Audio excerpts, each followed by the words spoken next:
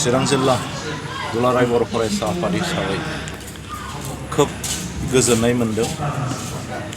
दिनै 1 नं हास्रावबारि, 2 नं हास्रावबारि, गलिपारा, सुबाइजार आरो लांदांफारा गामि आफाद आरो जोथोन अनसाय आफाद बिथांमोनहा जयै नाजानायनि गेजेरजों दिनै बिथांमोनहा बर'फोरनि बिफा बड'फानि जेनिखि मुसुखा बेखौ खोब नाजानायनि गेजेरजों आरो खस्थ' खालामनायनि गेजेरजों दिनै बिथांमोनहा बे बड'फानि जेनिखि मुसुखा बेखौ मोनसे मोगथां महर होनानै दिनै बिथांमोनहा बेखेवनो हाबाय। बेयो जोंनि थाखाय हारिनि थाखाय खोब गोग्गाथाव बाथ्रा आरो दिनै चिरां जिल्लायावनो आरो बे बिजनि साब डिभिजनावबो दिनै बेनो गिबि होननानै जोङो बुंनांगोन। आरो आङो खावलायनो लुगैदों बे मुसुखाखौ खालि नैबे हास्रावबारि सुबाइजार बे ओनसोलावल' नङा, जोंनि दाब दाब जायगा ओनसोलफ्राव जोंनि बर'नि बिफानि जेनिखि मुसुखा बेखौ बानायनायनि जेनिखि हाबाफारि बेखौ जोङो लानांगोन। दा गुबुन गुबुन हारिफोरनि गेजेराव जोङो असमियाफोरनि गेजेराव जोङो भुपेन हाजरिकामोननि मुसुखाफोरखौ थाय जायगा जोङो नुनो मोनो। नाथाय जोंनि गेदेमाफोरनि बर'नि गेदेमाफोरनि जेनिखि मुसुखा दासिमबो जोङो खोब खम जोङो नुनो मोनो।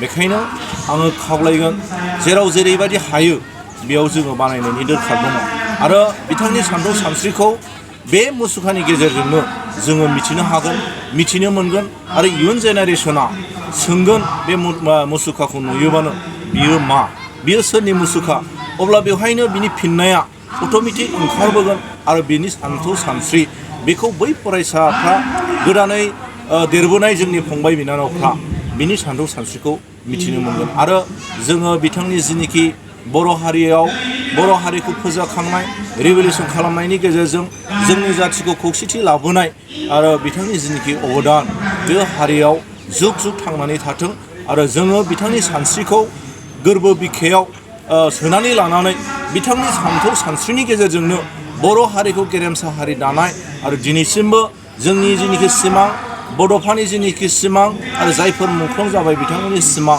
जोंनि सिमाङा जोंनि बड'लेण्ड मोनसे हादोर दानायनि जेनिखि सिमां दिनैसिमबो दासिमबो जाफुङाखै, बे आद्रा जानानै दङ आरो बेखौ मावफुंनो थाखाय जोङो बिथांनि सानथौ सानस्रिजों जोङो जेब्लाबो आवगायलांनांगोन। बेखायनो नैबे जेनिखि हाबाफारि जायगा बिथांनि मुसुखाखौ बानायनाय बेबो मोनसे गिदिर मोनसे नोंथाङा सरखारि साख्रि नागिरदोंना? नोंथांनि थाखाय मोनसे गोजोनथाव खौरां। नोंथांनि थाखाय दं एडुकेट पइन्ट, जेराव नोंथाङा सोलोंथाइ लानायनि गेजेरजों सरखारि साख्रिनि गुबुन गुबुन रोखोमनि गोब्राब आनजादफोरखौ उथ्रिसारनो हागोन आरो गावनि आथिङाव गसंथानो हागोन। बे एडुकेट पइन्टआव नोंथांमोना SSC, bank PO, bank clerk, bank SO, UPSC, एफएससि, डिफेन्स, रेलवे, स्टेट इन्सुरेन्स, एएअ, एडिअ एसिस्टेन्टजों लोगोसे स्टेट लेभेल जब आरो माखासे सरखारि साख्रिनि आनजादाव गोनांथि जानाय आयदाफोराव सोलोंथाइ लानो हागोन। मख'नो गोनांदि बे सोलोंसालियाव साख्रिनिल' नङा, बेयाव MBA आरो सैनिक स्कुल बायदियाव एडमिसननि थाखाय एन्ट्रेन्स होनो थाखायबो सोलोंथाइ लानो हागोन। बे सोलोंसालियाव गाहाम थाखो खथानि सुबिदा दं आरो सम मथे नोंथांनि सोलोंथाइखौ बे सोलोंसालियाव होनाय जागोन। बेखौबो मिथिनांगोन दि बे एडुकेट पइन्टआव सोलोंथाइ लानानै बावैसो 2021-22 इं मायथाइनि एसएससि जिडिनि आनजादाव गासै 11 सा सोलोंसाफोरा उथ्रिसारनो हादों। बारा नङा, गासै 15,000 रांजोंनो नोंथाङा बे सोलोंसालियाव 6 दानसिम सोलोंथाइखौ लानो हागोन। बे सोलोंसालिया क'क्राझार, बरपेटा रड, गवालपारा आरो बङाइगावआवबो दं।